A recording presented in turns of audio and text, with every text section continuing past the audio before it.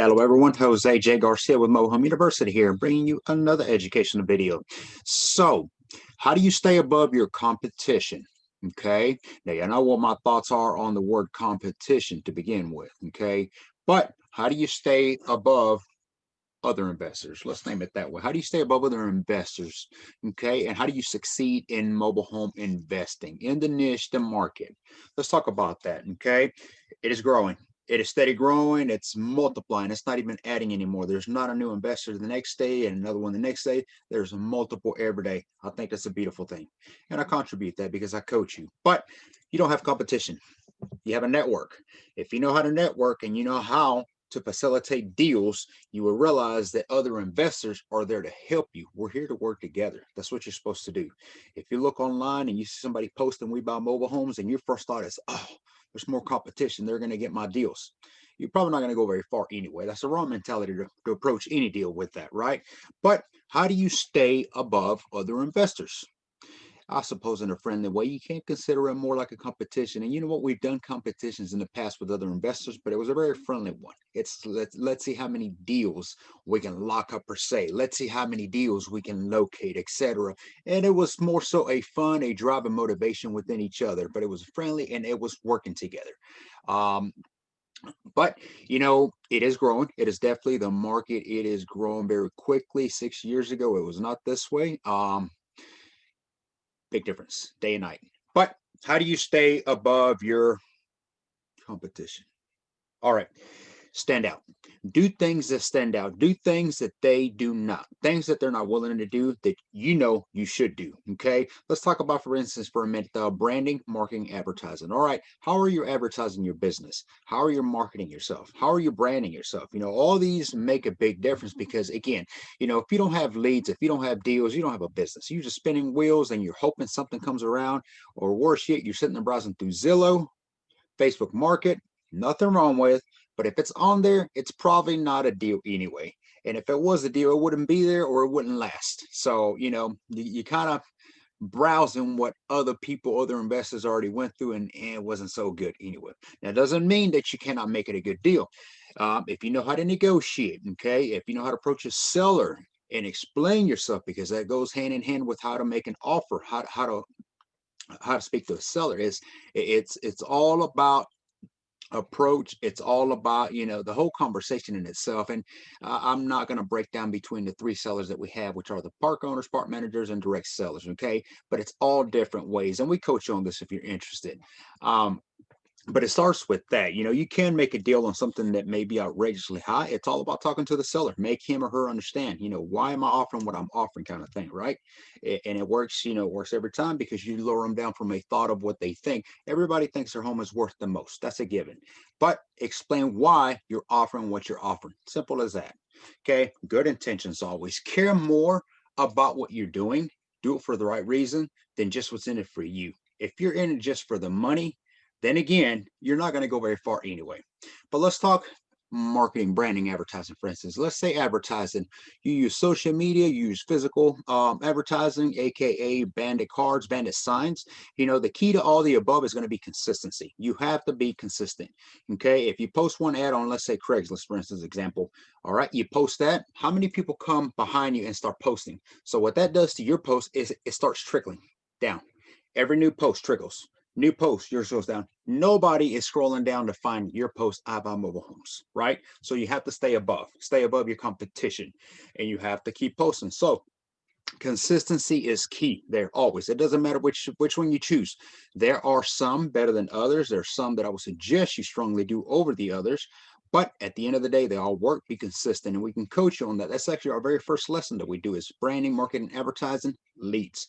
Learn how to get deals that come to you right where I'm at. I don't want to go run around looking at mobile homes. There's COVID, there's dirty houses, there's etc. I want to stay right here, and I want to see them just flowing in. So that's how it works, right?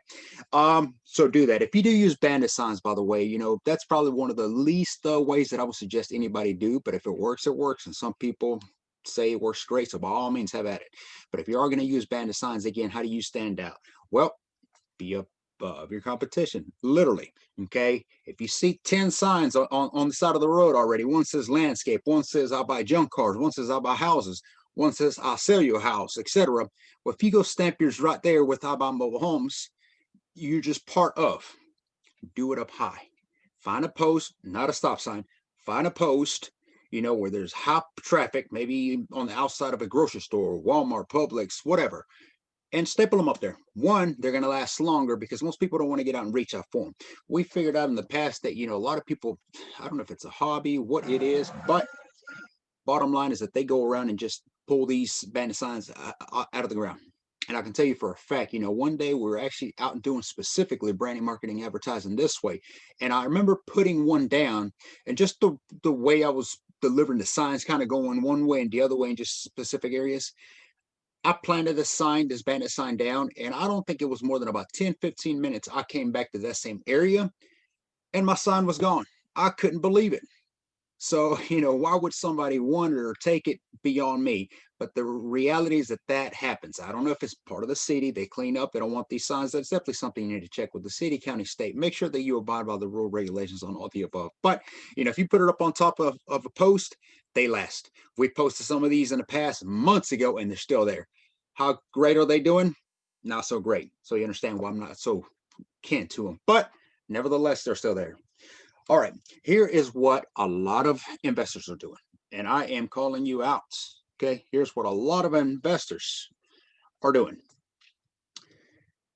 4 steps that they typically have when they're investing in mobile homes. They get in it, their mindset is money, they're in it for themselves, they don't really care for the people.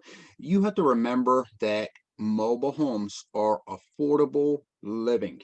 Don't forget that. Unless you're in Malibu, California, somewhere where a mobile home is worth $2 million, affordable living is what a mobile home is. That's what a manufactured house, that's what a trailer, that's what all the stigma, all the names you hear, affordable living. Keep in mind that people who live here are people who have lower income, less fortunate, and they need of your help if they call you. So trying to come in and not doing what you should be doing with this is not going to make you go very long either. Be there for the right reason. That's another way you can stand out. But this are the four steps that I've realized and came to see many investors. The way I see this for each is on. I don't care to work that way because it's not what we're in business. And there's a reason why we're in business for 6 years and going. We're only going to keep growing. So, but I see them buying cheap houses, cheap mobile homes. Obviously, nothing wrong against that as long as you're fair to the customer, which would be the seller in this case. So that would be their step one, is buying them cheap. Okay. Step two, little renovations. Maybe I've heard this term. I don't care for it, but I'm going to use it. Lipstick on a pig. You can kind of visualize what I'm getting at, right? That's what they do to a mobile home. Few to little to barely kind of just let me put some band-aids on this thing and get out of there. That's what they do too. Then they increase the numbers, whether it's a rent to own, it's a rental, it's a rent with option, it's a sale with financing. Regardless, they check these numbers beyond high, which again, affordable living. Any investments that I ever did in the past, they were all with the rental rate in the area, right? And we made it that because our goal was that, a mobile home is supposed to be affordable living. Let's keep it affordable living. So even if we did create a note back then, we were thinking, okay, in this market, our rental rates are about $725 a month. Granted, you have to take the lot rent away, which is $300 to $400, whatever. So you have that decrease. But at the same time, we might add maybe another $25 to the top of it. And now it was a note. Now somebody was about to come into this home and actually own it within a couple years or so. But notice the number was there with the rental rate. You cannot expect somebody, even though you are selling to them, that they're going to come in and give you an arm and a leg and then some because they're selling them a mobile home. If they cannot afford it, they cannot afford it. And all you're doing is really just setting yourself up because they will not fulfill the agreement, right? Think about it. If you already check up the numbers up high, okay, then they still have to have utilities because the mobile home park may only provide what? Water, maybe. And sometimes they charge for that. Trash, how much is that really? I mean, if they get their own trash can outside is $15 a month. I really don't know, but it's a small expense. But the bigger expenses like electricity, utility, you have to have insurance on the property if it's a rent to own. They're responsible for that. You have taxes every year, right? They have to pay, and then they have water. Okay, if you just jacked up your number so high, accumulate both sides. Okay, guess which bills they're going to pay first? Setting yourself up. Be for the people, be there for the right reason, and don't forget the manufactured housing is affordable housing. It's affordable and it's a need for. So be fair, I always say, and do what is right. You will last a lot longer in this business, I assure you. So that does it. If you want to stay above your competition, I hope that helps. And I am calling it competition. Whatever. It's not competition, it's networking. If you learn to network with other investors, things will get easier because suddenly you're let's talk a little bit about that one. That's not part of this video, but okay. Let's say you are heavily investing in mobile homes and your advertising, branding, marketing is huge. So it is working. Deals are coming in left and right. Okay, that's great and all. You cannot purchase every mobile home. You cannot invest in every mobile home. You cannot wholesale every mobile home. Okay, you would be too busy. So what do? You have investor networking, right? They're out there, they're doing business, doing the same thing you are. So if nothing more, you should be calling them and asking them, hey, what kind of mobile homes do you buy? You know, I'm an investor here too, and I figure let's go ahead and connect. You know, I may have deals that I can't do anything. I'm busy. My cash is low. Whatever. I may be able to hand them to you, and vice versa. If you ever have something you can't do anything with, pass them my way. Networking. See how beautiful that works. Now I have 5 mobile home deals per se. I really only have enough to invest in 3. I don't really want to invest more than just 3. So these are the 2 single ones I have here. Mr. John, I know you're looking for a mobile home. Would you like to invest in these 2 here that I have with these 3? Sure. What do you think Mr. John is going to do the next time he has 1, 2, 3, or whatever that he can't do? And he's going to call you. And that's how that works. It's not a competition, guys. It's a networking. Learn how to use it. Learn to leverage, right? Leverage. We'll make another video on that soon. All right. Hope this helps. And if you are interested in any of the coaching that I suggested on here, be sure to reach out to me at j@garciamhu.com. Visit our site at garciamhu.com for all the coaching options and a lot to come, a lot of change, a lot of revise. So stay put on that.